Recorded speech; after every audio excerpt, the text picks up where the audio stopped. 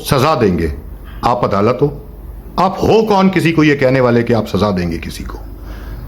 اسی بات میں کنٹیمپٹ آف کورٹ بھی آپ پہ لگتی ہے.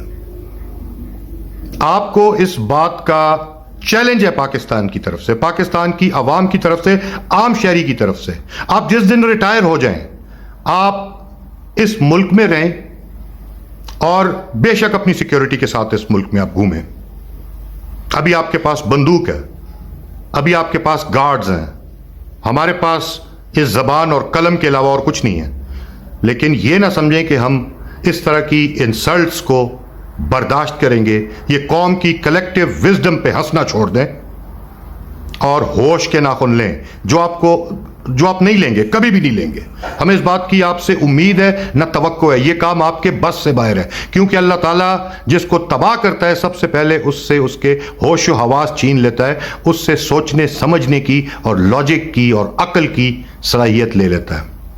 آپ لوگ مکمل پاگل پن پہ اتر رہے ہو, لیکن اس پاگل پن کا جواب آپ کو ہم دیں گے.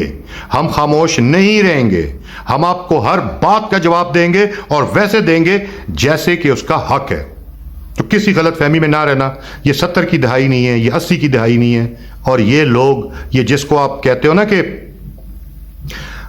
ill informed youth, یہ یوتھ ill informed نہیں ہے, یہ اپنے ایک ایک حق سے واقف ہے اور یہ بولنا جانتی ہے.